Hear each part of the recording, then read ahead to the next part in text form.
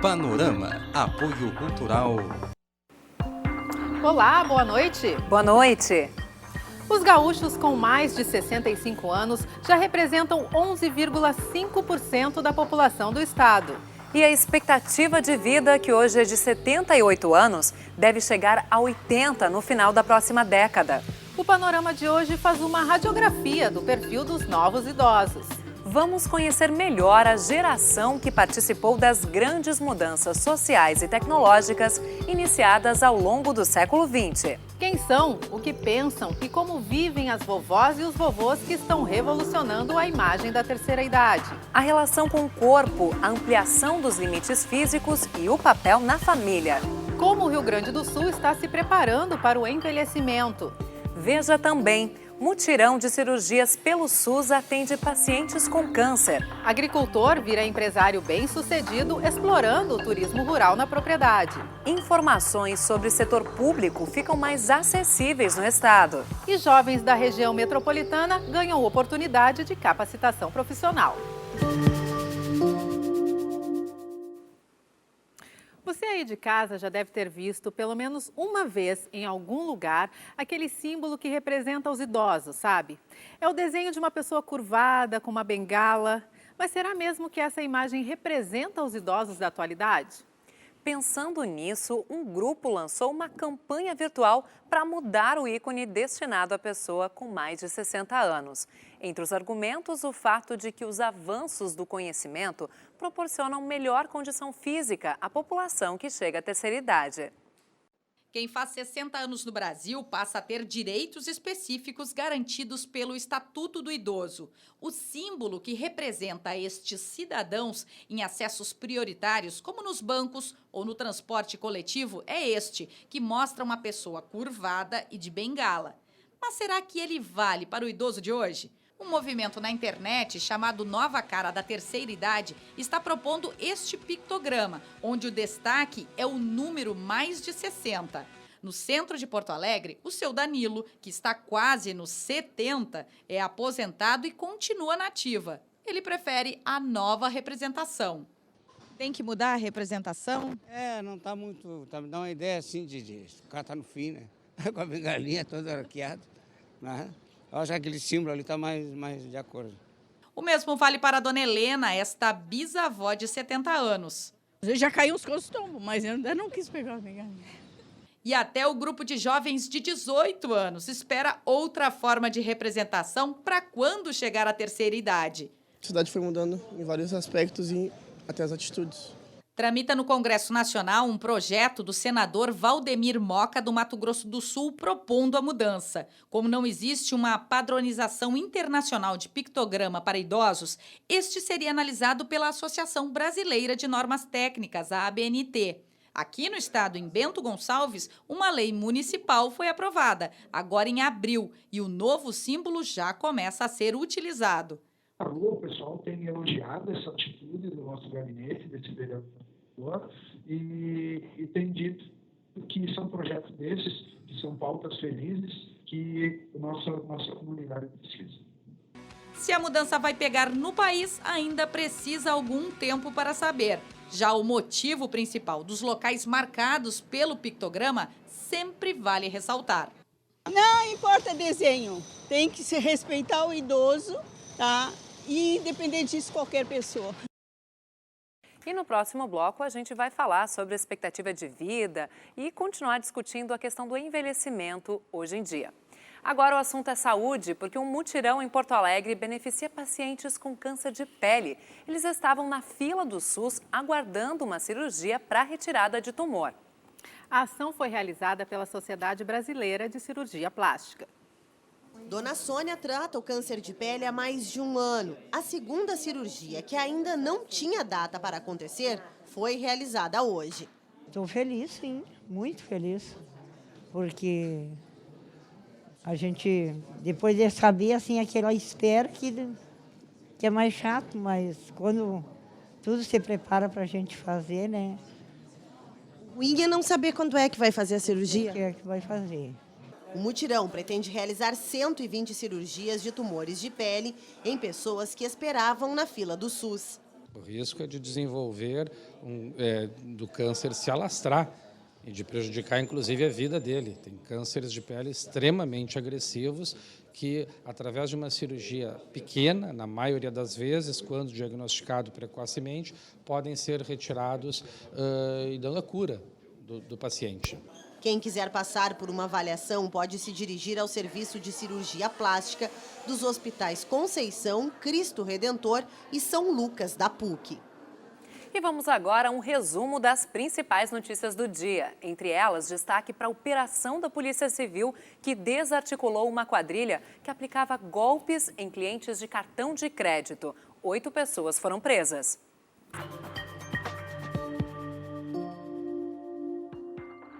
A Operação Privilege cumpriu mandados de prisão e de busca e apreensão em São Paulo e no Rio Grande do Sul.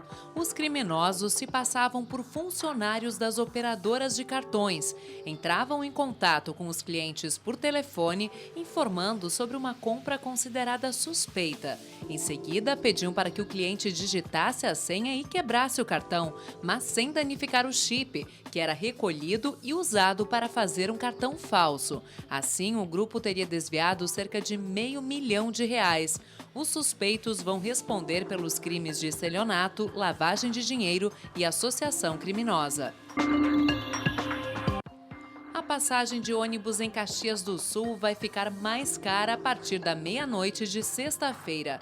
A tarifa irá subir de R$ 3,40 para R$ 3,70.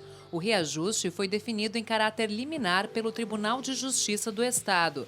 A Prefeitura, que havia congelado o valor no início do mandato, ainda pode recorrer da decisão. A concessionária do serviço tinha pedido um aumento para R$ 4,01, com base em estudo técnico da Secretaria Municipal de Trânsito, Transportes e Mobilidade, elaborado no fim do ano passado. E o Dia das Mães deve movimentar R$ 176 milhões no comércio da capital e da região metropolitana, segundo uma pesquisa da Câmara dos Dirigentes Lojistas e do Sindilojas de Porto Alegre. Ainda de acordo com o estudo, o gasto médio do presente será de R$ 170, redução de 15,2% quando comparado com o ano passado. Roupas, perfumaria, maquiagem, artigos para casa, acessórios e calçados, nessa ordem, são os itens mais desejados pelos filhos. O Dia das Mães é a segunda data mais importante para o varejo da capital.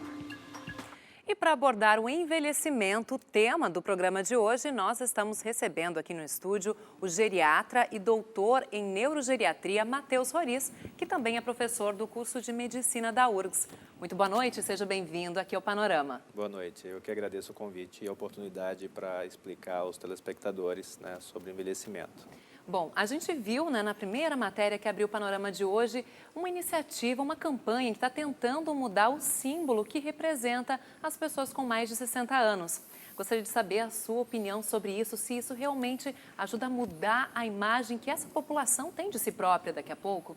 Sem dúvida, Dálvida. É necessário diferenciar o envelhecimento normal de doença. É verdade que algumas doenças chamadas crônico-degenerativas são mais comuns à medida que a pessoa envelhece, Mas, por exemplo, o diabetes, a hipertensão arterial, a artrose, elas podem acontecer mesmo no mais jovem, a partir de 20 e poucos anos, 30 e poucos anos. Existem idosos, acima de 80 anos inclusive, sem manifestação clínica de artrose, sem hipertensão e sem diabetes. Então, é mais comum essas doenças crônicas no idoso, as demências, Alzheimer? Entretanto, não é exclusiva do idoso e não tem a ver com o processo fisiológico de envelhecimento em si, senão com doenças associadas ao envelhecimento patológico, como eu gosto de chamar. E qual é a sua percepção como geriatra? O idoso realmente está tendo também uma noção diferente da sua imagem? Sem dúvida, Fernanda. Antigamente, a minha mãe dizia, por exemplo, que quando a mulher ficava viúva, ela vestia luto, fazia um coque e esperava morrer. Então, é como se a vida útil dela como cidadã né, tivesse acabado ali, né? Então, tanto para a mulher como para o homem se aposentava, também frequentemente ficava depressivo, né? Associação mais masculina, antiga, né, com o trabalho. Hoje não, hoje se fala em envelhecimento ativo, né? Inclusive o idoso no mercado de trabalho, né? Muitas dessas capacidades cognitivas, como capacidade de tomar decisões complexas, como a memória semântica, melhoram com o envelhecimento sabidamente até os 60 anos. Depois se estabilizam ou podem eventualmente continuar melhorando se a pessoa tiver um cérebro muito saudável. E só vai decair se houver doença. A velocidade do raciocínio ela pode diminuir um pouquinho, mas a capacidade de tomar decisões complexas, ela aumenta. Então, o idoso de hoje ele é muito mais saudável porque ele se previne mais, né? A hipertensão é diagnosticada precocemente, o diabetes, né, essa pessoa tendeu a fumar menos, né? Hoje as pessoas estão na meia idade do que os seus pais, por exemplo. Tem um estilo de vida mais saudável, uma alimentação, né, tentativamente mais salutar, apesar dos agrotóxicos, a gente sabe que são um problema. Então, sim, o idoso hoje ele é mais proativo, ele tem um controle maior sobre a sua vida, não fica apenas dependendo, né, do que pensam os filhos, os netos sobre ele. Não, ele assume o seu papel de cidadão, né, e tem uma proatividade maior na sociedade. Então, não se espera mais, né, que a imagem do idoso, né, como eu estava colocando antes, seja de um idoso encurvado, passivo, não uma imagem mais doente, proativa, exato, condizível com os tempos modernos. Ok, doutora, a gente vai voltar a falar mais sobre esse assunto. No próximo bloco, a gente vai falar sobre a expectativa e as projeções para o futuro dos idosos. E o assunto agora é cultura. Acontece essa semana em Porto Alegre a 7ª edição do festival El Mapa de Todos, que homenageia o centenário de nascimento da cantora e compositora chilena Violeta Parra. Ela compôs músicas como Graças a la Vida, que ficou marcada pela interpretação de Mercedes Sosa. E ganha essa homenagem no Teatro São Pedro, que tem um espetáculo por lá hoje, e quem vai mostrar, nos trazer mais informações, é a repórter Lívia Guilhermano. Boa noite, Lívia. Olá, Fernanda, boa noite. Nós estamos na Praça da Matriz, no centro de Porto Alegre, para falar de um encontro de diferentes vertentes da música latino-americana. É o Festival El Mapa de Todos, que acontece até amanhã no Teatro São Pedro. E para falar conosco sobre esse assunto, está aqui ao meu lado o Fernando Rosa, que é o organizador do evento. Fernando, boa noite. Qual o conceito do festival? A ideia do festival O Mapa de Todos é promover a integração cultural latino-americana e ibero-americana também, porque inclui Portugal, Espanha, México e América Central, por meio da música. A gente está fazendo esse ano a 7ª edição e acho que, de certa forma, estamos cumprindo com o nosso objetivo na medida que, pelo palco do festival, ao longo desse período, passaram 96 artistas de 11 diferentes países. Como está atualmente essa integração de artistas, né? O uruguaio Daniel Drexler, por exemplo, estará hoje aqui no Teatro São Pedro e ele já passou várias vezes pela capital, inclusive tem parcerias com músicos daqui. Como você vê atualmente essa integração?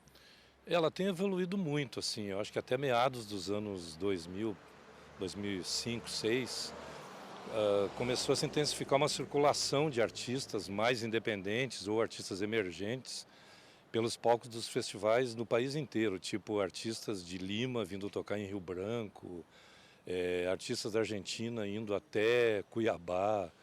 Então, um processo que se intensificou muito, assim. O festival, ele, na verdade, ele é uma espécie de um catalisador dessa ideia, né? Ele acabou se transformando numa vitrine de visibilidade para os artistas brasileiros e uma referência para os artistas latinos no Brasil. Assim, a gente funciona meio como um radar assim, de conexão entre os artistas nacionais e os artistas latino-americanos. Inclusive alguns brasileiros gaúchos daqui, por exemplo, como Apanhador Só, o Ian Ramil, por exemplo, a partir das suas apresentações no El Mapa de Todos, eles abriram um caminho de shows na Colômbia, no México. Então, acho que, na verdade, é um processo de mão dupla. Assim. A gente funciona, digamos, ajudando, entre aspas, os artistas nacionais e, ao mesmo tempo, sendo uma referência segura para os artistas latinos entrarem no Brasil. Quais são as novidades desta edição? Olha, acho que assim, algumas novidades já se apresentaram ontem. Por exemplo, ontem foi um dia espetacular, com sold out total, o Teatro São Pedro sem todos os ingressos vendidos, com shows do Yangos, com a banda de Caxias, fantástica, assim, que faz uma música pampiana moderna. E o Francisco Elombre, que é um grupo que mistura jovens brasileiros e mexicanos, que de certa forma sintetiza um pouco a nossa ideia de integração, que é uma coisa mais atualizada, longe da ideia de uma integração via o mercado da música ou por aspectos mais conservadores, culturais, etc. E mais uma coisa moderna, né? Bom, esse ano também o festival homenageia o centenário da compositora chilena Violeta Parra, não é mesmo? Fala um pouquinho sobre ela e sobre essa homenagem também.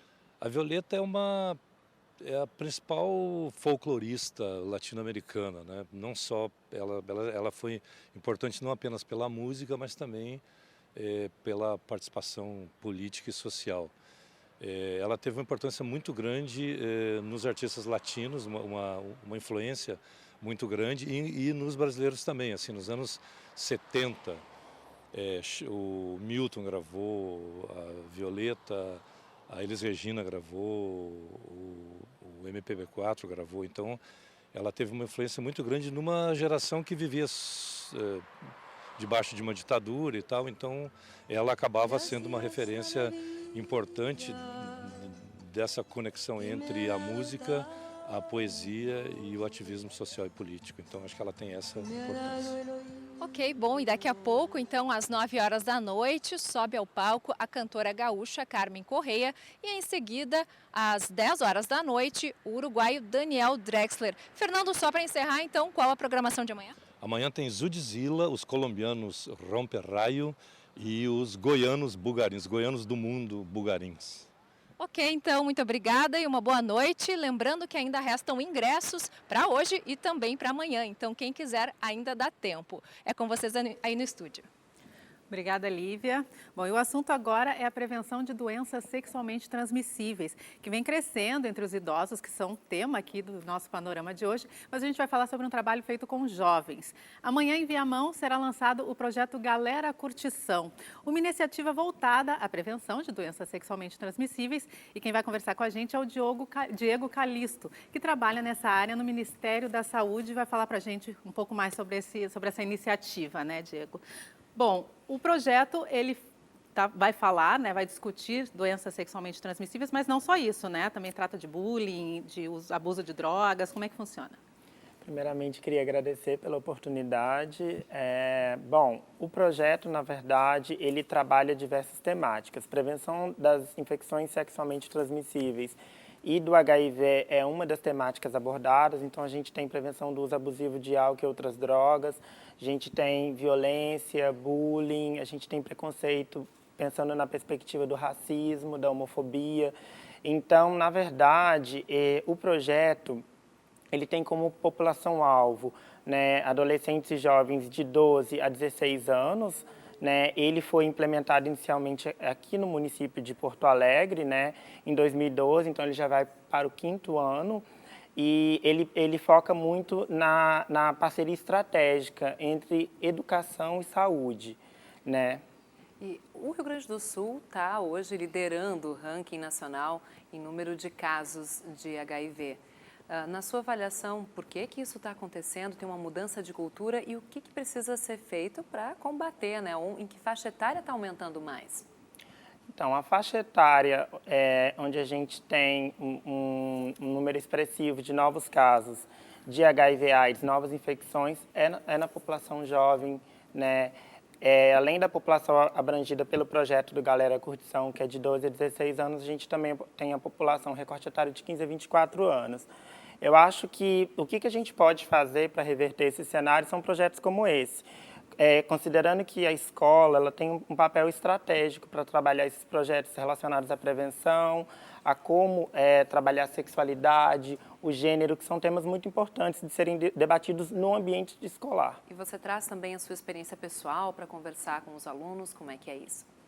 Exatamente. Eu acho que é importante trazer esses relatos pessoais para dentro da escola, porque a gente consegue fortalecer, por exemplo, informações relacionadas à importância da prevenção a partir de um relato de experiência, a partir de um relato de vida. Como jovem, como soropositivo, eu acredito que a gente consegue fortalecer o trabalho do diálogo de pares, onde eu consigo abordar todas as questões relacionadas à vivência com HIV, todas as questões relacionadas à prevenção, em poder estimular isso com os jovens, a partir do ponto de vista em que eu, enquanto jovem, falo para outros jovens e eles acabam tendo uma identificação, porque eu acho que quando a gente trata de estratégias relacionadas à educação e saúde, a gente precisa fortalecer muito a educação entre pares. E como é que é a metodologia do projeto? Assim, são rodas de conversa? Como é que funciona? Então, a metodologia do projeto, ao longo de todo o ano letivo, vão acontecer gincanas, né, no formato de games. São metodologias ativas, dinâmicas e que realmente dialogam com a realidade dos adolescentes e jovens, né, que precisam ser metodologias inovadoras, considerando que essa etapa geracional é uma etapa em que tudo é muito dinâmico, né. O final do projeto, ele envolve um programa de auditório, né, que é um programa grande, onde vai haver uma competição, um game, e eles vão trabalhar todas essas temáticas que eu mencionei anteriormente, disputando, né, havendo uma premiação. É uma estratégia bem interessante. Bom, Diego, muito obrigada pela sua participação, um bom trabalho. A gente pode só encerrar com um servicinho do projeto amanhã, então. Que horas, onde acontece novamente? Amanhã, em Viamão, na Vila Ventura, no espaço Vila Ventura, às 9h30, vai ser o lançamento do projeto. Ok, muito obrigada. Obrigado. Bom, e ainda nessa edição, conheça a experiência bem-sucedida do agricultor que transformou a propriedade em área de turismo rural. A projeção de envelhecimento da população gaúcha. E veja também, informações do setor público ficam mais acessíveis no Rio Grande do Sul. É daqui a pouco.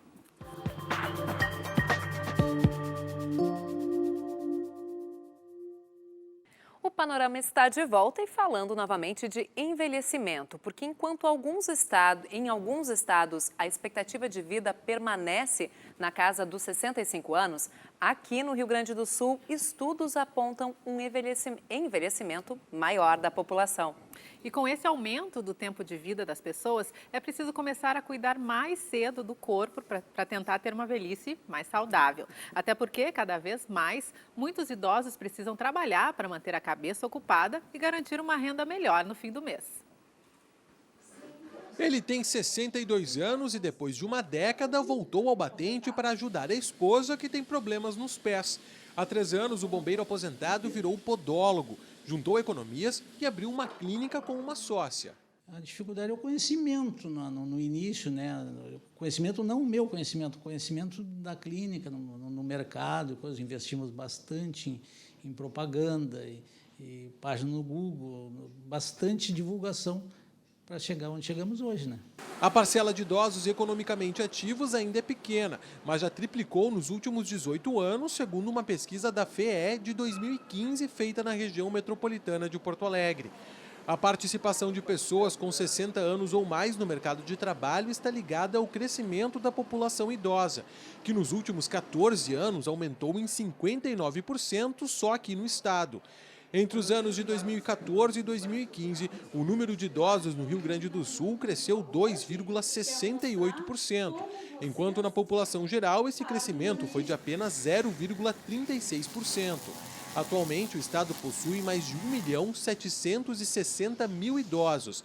Ao mesmo tempo em que a população fica mais velha, a taxa de sobrevida, que representa o tempo de vida após os 60, também aumentou para quase 16 anos. Isso tem consequências também na sua fase laboral, na sua fase intelectual, elas conseguem contribuir muito mais na sociedade.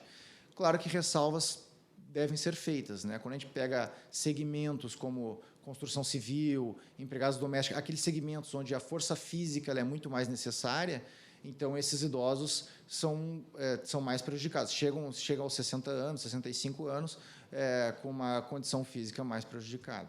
Para este geriatra, o importante é envelhecer com qualidade, o que significa combater um inimigo chamado sarcopenia, ou seja, a substituição do músculo por gordura. Claro que essa questão ela pode ser minimizada ou ela pode ser melhorada, né, se a pessoa, junto com esse processo, que é um processo que faz parte do envelhecimento normal, ela tenha atividades que beneficiam o próprio corpo.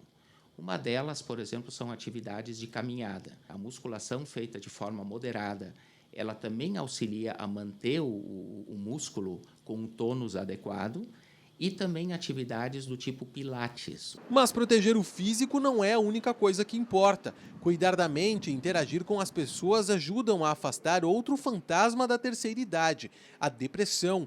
Idosos com vida em comunidade têm menos de 20% de chances de se tornarem depressivos. Em instituições geriátricas, as probabilidades podem chegar a 80%. E no programa de hoje, nós estamos recebendo no estúdio o médico geriatra, doutor em neurogeriatria, Matheus Roriz, que está conversando conosco sobre a vida na terceira idade nos dias atuais.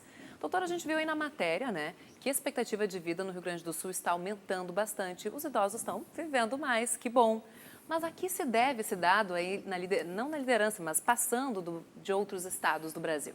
Perfeito. O Rio Grande do Sul, tradicionalmente, é um estado mais envolvido que a média brasileira, né? E a expectativa de vida, ela acompanha o desenvolvimento societal, né?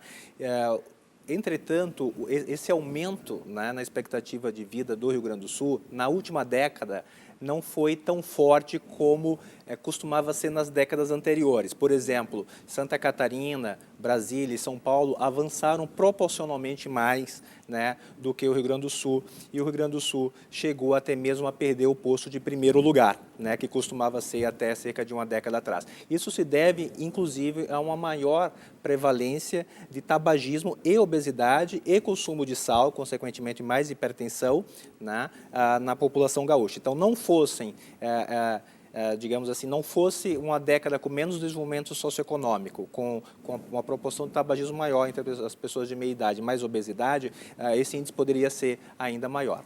Doutor, nós temos alguns dados aqui, né, do IBGE, são dados do IBGE, com essa taxa de natalidade e mortalidade. Gostaria que o senhor nos ajudasse, então, a ver o que está por ali, né? Perfeito. Então, se pode ver a evolução da expectativa de vida ao nascer. O que é isso, né? As crianças que estão nascendo hoje, né, qual a expectativa de vida média delas para o futuro? É isso que esse dado significa. Algumas pessoas consideram, doutor, ali, então, nós estamos em 2017, uma expectativa de vida próxima ali de 77 anos, eu já estou com 80, já estou no lucro. Não. A expectativa de vida aos 80 anos é uma outra coisa, que uma média entre homens e mulheres, no Brasil, gira ali em torno de mais uns 8 anos de vida. Essa expectativa de vida ao nascer que considera, inclusive, a mortalidade infantil. Então, vejam que já a partir, né, de 2000, esse gráfico ele está subestimando a melhora porque ele mostra ali um intervalo muito curto entre 75 e 100. Ele deveria ter sido ampliado, mas assim, no dado do próprio IBGE, de onde foi tirado. Então, entretanto, apesar disso, nós conseguimos ver a expectativa de vida evoluindo ali de cerca de 75 anos, né, para próximo de 80 anos em 2030. E maior também no Rio Grande do Sul, a expectativa de vida Sim. em relação ao Brasil. Agora, a gente tem um outro gráfico também que mostra a natalidade, vamos ver se a gente consegue avaliar. Aí está, a comparação novamente do Brasil com o Rio Grande do Sul. A natalidade, a taxa de natalidade vem caindo nos últimos anos, a gente consegue ver na curva superior à primeira de cima. E a taxa de mortalidade tem se mantido constante, doutor? Sim. O que acontece? Existe um limite biológico médio para a expectativa de vida, né, que é em torno ali de 82 anos. Então, por mais que se desenvolva uma sociedade, dificilmente vai passar disso, 83, 84 anos. Em relação à taxa de natalidade, né, também ela costuma declinar mais rapidamente até uma taxa de natalidade compatível com a manutenção da população, porque senão depois a população começa a declinar rapidamente. Observem que nos dois gráficos, tanto no da expectativa de vida quanto na taxa de natalidade, o Rio Grande do Sul ele tem uma taxa de natalidade menor lá em 2000, né, ali próximo de 18, né, enquanto que no Brasil nós temos ali acima de 20 ainda, e que à medida que se evolui para 2030, ambos se aproximam ali da faixa de 10. Então, o Brasil acompanhando o que vem acontecendo como média no Rio Grande do Sul. qual é a decorrência, do que decorre o aumento da expectativa de vida com a redução da taxa de natalidade. Esse efeito é sinérgico. Então, enquanto que existe um índice chamado Índice de Envelhecimento Populacional, que é a razão de idosos para crianças até 14 anos, crianças e adolescentes. Então, enquanto que em 1980, para cada 100 crianças existia apenas cerca de 15 idosos, tá? Ou seja, saímos na rua num domingo e para cada 100 crianças vemos cerca de 15 idosos lá em 1980, média brasileira. Pois bem, em 2030 nós vamos ver mais idosos do que crianças circulando na rua, muito provavelmente. Inclusive com o aumento da independência dos idosos, que à medida que aumenta a expectativa de vida, também aumenta a expectativa de vida saudável e se reduz, então, a dependência no final para o mínimo possível. Bom, e o resultado dessas combinações de natalidade, mortalidade, expectativa de vida, a gente confere agora na evolução. A gente tem três pirâmides etárias com anos diferentes. Essa é do ano 2000, a gente pode reparar que na comparação do lado esquerdo Brasil, do lado direito Rio Grande do Sul, a gente percebe que na base a gente tem um número maior de jovens do que na comparação com o próximo gráfico, vamos ver então, que é o do ano 2017. Em 2017, reduziu, né, doutora, a pirâmide. Vamos ver o de 2030, então, na projeção. O que a gente consegue observar nesse gráfico? Então, à medida que a população vai envelhecendo e a base da pirâmide, então, com a menor natalidade vai diminuindo, ela vai se aproximando mais da forma de um losango, né?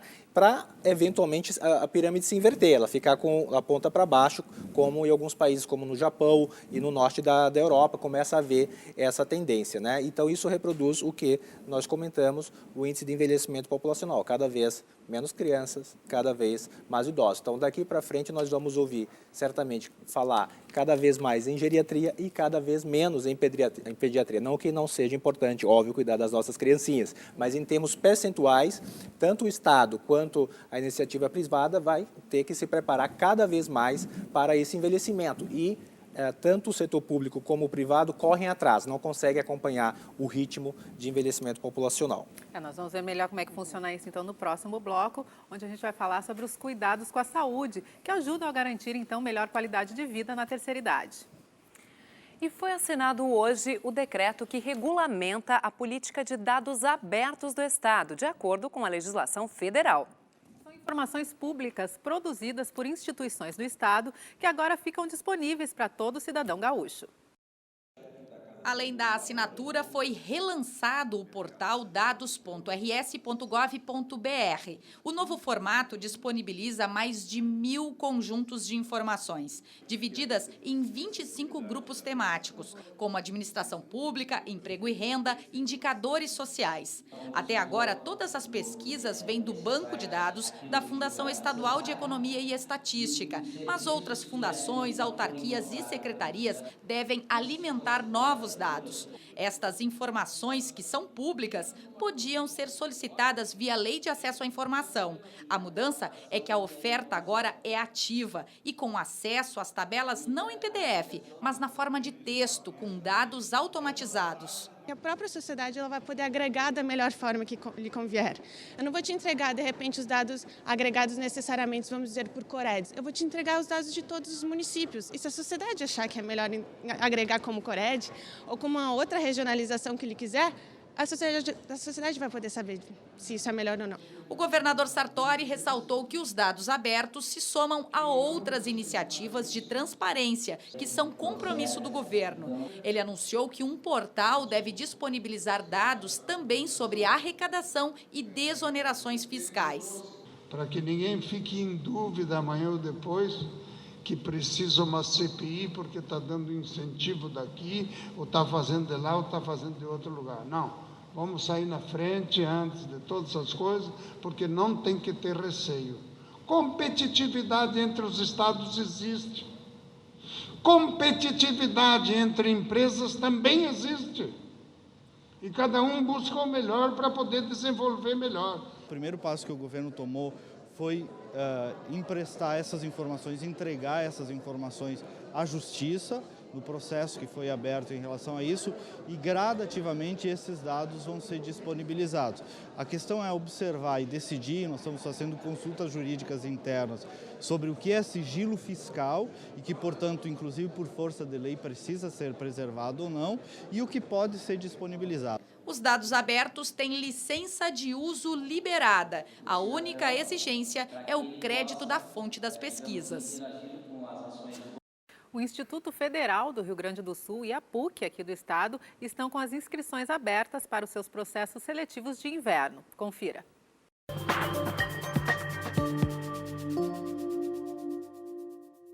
O Instituto Federal do Rio Grande do Sul está com mais de 500 vagas abertas em cursos técnicos e superiores em Porto Alegre.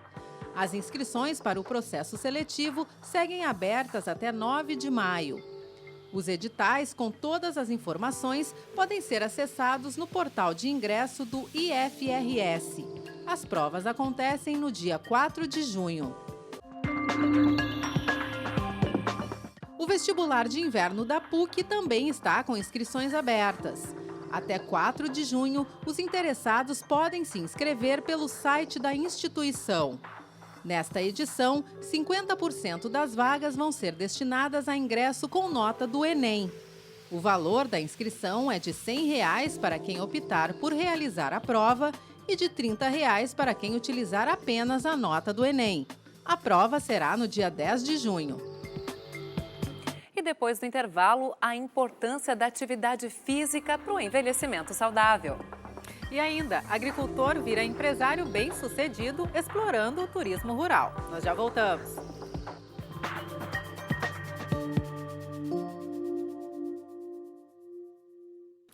Esportes que melhoram a saúde e prolongam a vida na terceira idade podem ser a natação ou a corrida. Certo realmente é que, em essência, ele só fará bem, inclusive para quem já enfrentou algum problema clínico ou físico grave. E segundo especialistas, a atividade também traz benefícios à sociabilidade. Isso porque o idoso acaba convivendo com pessoas que têm o mesmo tipo de interesse. É assim desde sempre. Correr é um dos pilares para a felicidade do Pedro, de 67 anos. Quando eu trabalhava, às vezes eu treinava ao meio-dia, décadas. Corria, almoçava, corria, ou treinava do meio-dia a 1, depois almoçava e ia trabalhar durante muito tempo. Então o esporte fez parte da minha vida. É a coisa uma das mais importantes, além da família e do trabalho, né? Para a Vília, de 61, há 4 anos nadar significa retomar a atividade que ela não praticava desde a adolescência.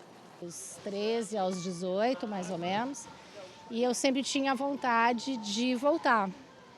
Então, assim que eu aposentei, eu acho que 4, 5 meses depois eu estava voltando para a água. Se o tempo em que praticam exercícios físicos varia, a satisfação para Pedro e Vília é a mesma. E principalmente para a cabeça, tá? Que, sei lá, problema de depressão, ansiedade. Então a natação faz muito bem. É só se atirar na água que a gente esquece tudo. Eu participo das competições internacionais, sul-americanas, sou campeão brasileiro, campeão sul-americano. O ano passado eu tive no Campeonato Mundial na Austrália de Masters, corri dos 65 a 69 anos, tirei 5º lugar no 300 com barreira. Quem divide com eles o prazer do exercício físico é a dona Vera, de 84 anos, ex-miss Grêmio Náutico União. Atualmente consigo colocar até cortina. Não chamo ninguém. Ele lá sobe no banquinho. Não, escada, gente, nunca banco, escada. Vera e outras senhoras participam de um programa de recuperação física voltado à terceira idade. Aqui tem pessoas que são pós-infartadas, pessoas que têm prótese de quadril, pessoas que sofreram algum acidente, pessoas com problemas de coluna. Então, assim, de ombro, uma lesão, todas essas fizeram uma reabilitação ou tiveram um problema que ultrapassaram esse problema e vieram para fazer uma manutenção para não ter uma nova reincidência, um novo problema. Além de bem-estar físico, me proporciona amizades, sabe? Outras atividades fora com essas colegas. A gente tem chás, tem jantas. Eu acho muito importante. Isso, dona Vera, não é só se exercitar. É preciso preencher outros espaços da vida também. Eu estou no meio dos guris estudando vários cursos que eu fiz na PUC, ainda faço, agora estou tirando inglês na PUC, então isso também é importante. Eu faço patchwork, artesanato. Correndo, nadando ou caminhando, os idosos já sabem que esporte faz parte da vida. Até quando o senhor quer correr? Até morrer. Só vou parar de correr quando morrer. E nós voltamos a conversar com o geriatra Dr. Matheus Roriz, que está nos ajudando aí a entender melhor o que é ser idoso hoje. Bom, doutor, prevenir é sempre melhor que remediar, né? Quais são as práticas aí que são efetivas e melhoram a saúde na terceira idade? Perfeito. Então, essa questão do envelhecimento ativo, inclusive, é uma política da Organização Mundial da Saúde, né, Fernanda?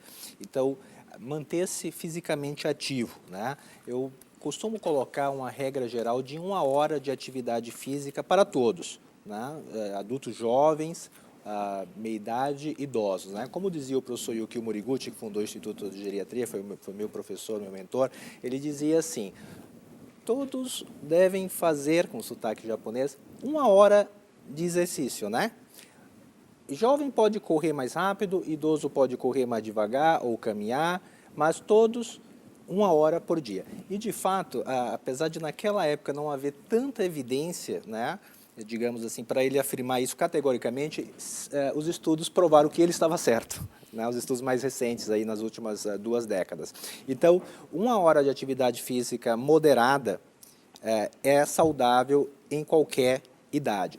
Isso deve incluir atividade aeróbica, alguma atividade de força, não necessariamente musculação, exercício funcional, natação também, mas alguma atividade de força e atividade de flexibilidade, alongamento, né? São os 3 subtipos, digamos, de atividade física. Muitos combinam, né?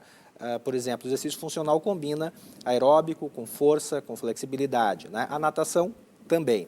Então, ou caminhar um dia, no outro nadar, ou fazer um funcional, fazer um pouco de musculação, tentar alternar entre pelo menos 2 modalidades, e tentar manter esse ritmo de 1 hora por dia, junto com a alimentação saudável, sem dúvida, que é outro pilar, sentir-se útil, seja através do trabalho remunerado ou não remunerado, engajamento social e manutenção de alguma atividade intelectual sem estresse, né? Sem tanto estresse. Então, trabalhar de repente um turno, no outro aproveitar para fazer essas atividades, né? Sem aquela demanda, né, tão comum na meia-idade ali, entre os 40 e 60 anos. Pois é, a gente fala agora então da questão do trabalho e se fala muito também da reforma da Previdência, né? Na sua avaliação, pelos dados científicos, o idoso tem condições de trabalhar por mais tempo hoje? E se sim, significa que deva? Perfeito. Essa pergunta é muito oportuna, né, pelo momento que vivemos, né? Existe uma teoria que, na verdade, ela já se comprovou, chamada teoria da compressão da morbidade. Antigamente se acreditava assim: à medida que a sociedade envelhece, as pessoas vão ficar mais doentes e vai sobrecarregar o sistema de saúde. Errado. À medida que a sociedade envelhece, a morbidade vai sendo empurrada para os últimos anos de vida e a dependência também. Então, ela vai viver menos tempo doente, né, porque as doenças foram prevenidas e ou tratadas adequadamente, se houve menos complicações. Isso faz com que o idoso de hoje ele seja tem a capacidade de ser mais produtivo do que o idoso de antigamente. Naturalmente, com o aumento da expectativa de vida e da produtividade no idoso, né, todos os países vêm fazendo isso, né, ajustando, né, a idade mínima para a aposentadoria, né. Bom, o limite não cabe a mim dizer, vai depender mais econômico até do que propriamente médico, né. Mas eu diria que o idoso ele deveria reduzir um pouco o seu ritmo, né, de trabalho, até para cuidar mais da saúde. Então, não necessariamente trabalhar 8 horas por dia, né, mais 4, 6 horas, reservar mais tempo para o lazer, para a atividade física, para cuidar da própria saúde, porque é ali, a partir dos 60 anos, que começa a aumentar a mortalidade, né? Então, se ele não se cuidar, eventualmente ele pode morrer trabalhando, né? Dr. Matheus Roriz, muito obrigada pela sua participação aqui no Panorama e pelas dicas para quem está aí envelhecendo e quer continuar saudável. Eu que agradeço em nome da Faculdade de Medicina da URGS. Obrigada. E a gente continua falando de saúde, ou melhor, vamos falar antes do programa TVE Repórter desta quarta-feira, que mostra centros de compras e mercados públicos do Rio Grande do Sul. A reportagem foi realizada em parceria com 4 emissoras do interior: TV UCPEL, da Universidade Católica de Pelotas, UPF-TV, da Universidade de Passo Fundo, TV Mar, de Rio Grande e TV Web Cidade 10, de Livramento. O programa começa daqui a pouco, às 9 horas, e tem representação no sábado, às 8h30 da noite.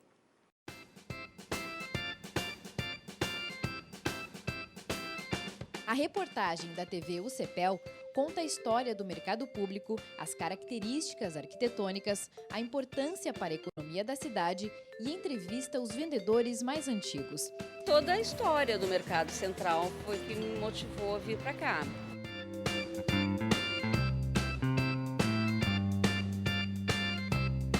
A reportagem da UPF-TV mostra o principal centro de abastecimento de Passo Fundo.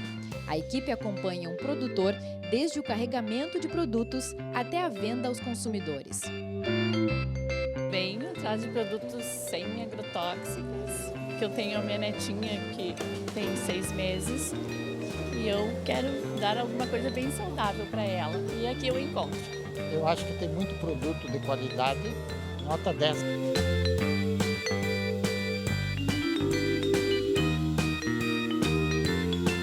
A TV Mar mostra que o mercado público de Rio Grande não vende apenas peixes, mas concentra a história e costumes da região. Então tem variedades de coisa que a gente procura e encontra aqui no Mercado Central. Seguido, quando eu quero alguma coisa que eu estou precisando, eu recorro ao mercado.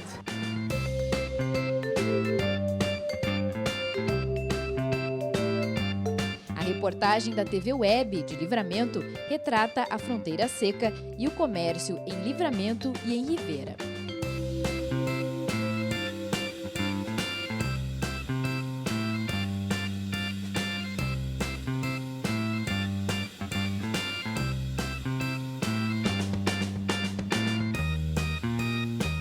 Em Porto Alegre, a equipe de reportagem da TVE passou 2 dias no mercado público, entrevistando donos de bancas, consumidores e mostrando curiosidades que fazem parte do dia a dia do centro de compras mais antigo e tradicional da cidade.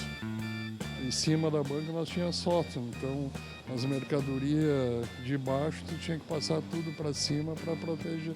E tem uma foto, ele não, mas colegas dele andando de barco aqui dentro do mercado, nos corredores do mercado.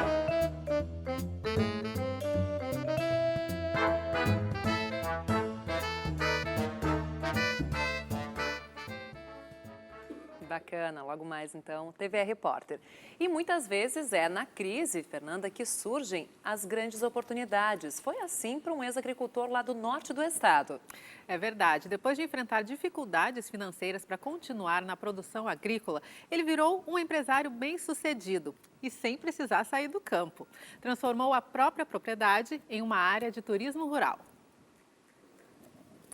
Quem nos conta essa história e apresenta o 5º Rancho no município de Marcelino Ramos é a reportagem da UPF-TV.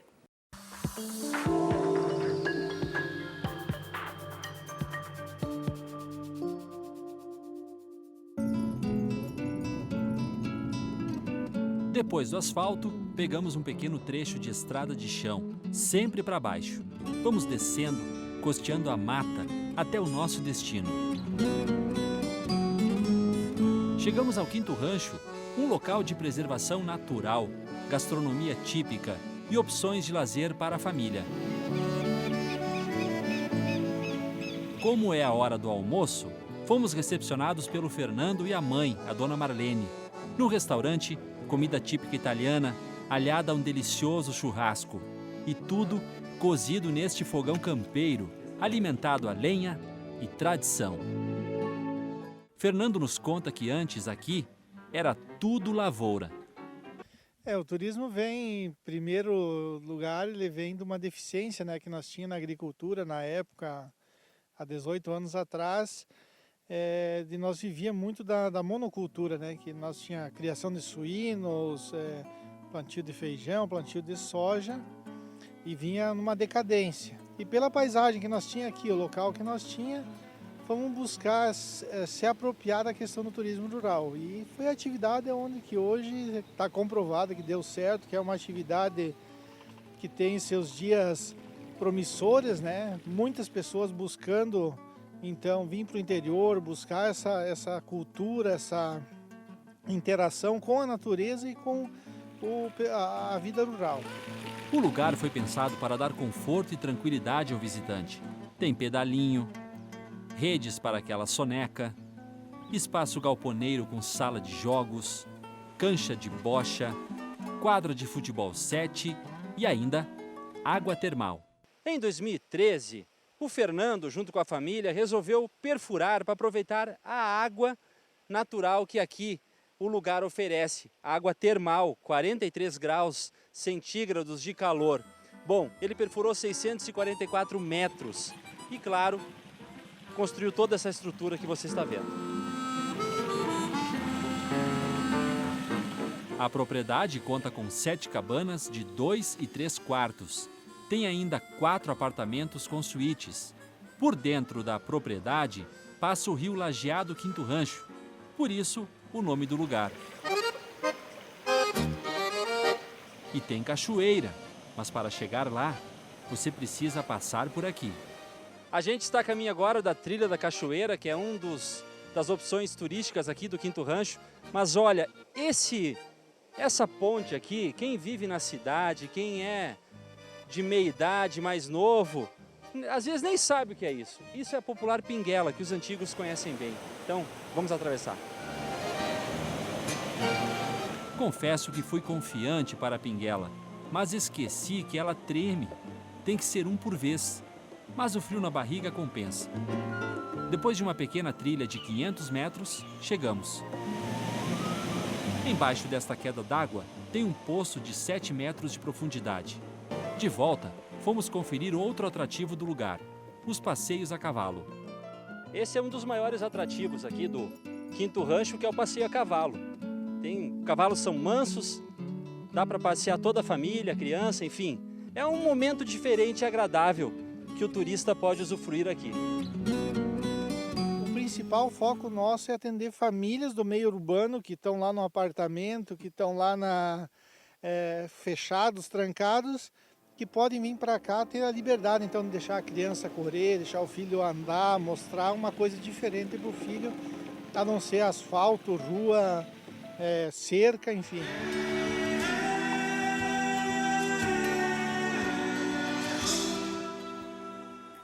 E a seguir você fica com o Debate TVE, que vai discutir a violência urbana e a atuação da polícia. E a gente encerra hoje o Panorama com uma homenagem ao centenário da cantora e compositora chilena Violeta Parra. Uma boa noite para você. Boa noite e até amanhã.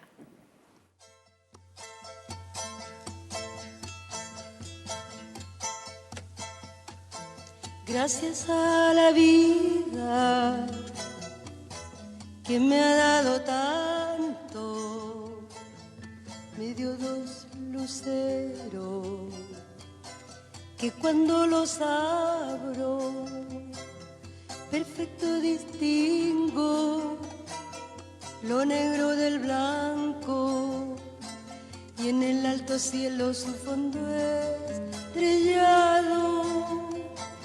En las multitudes el hombre que yo amo.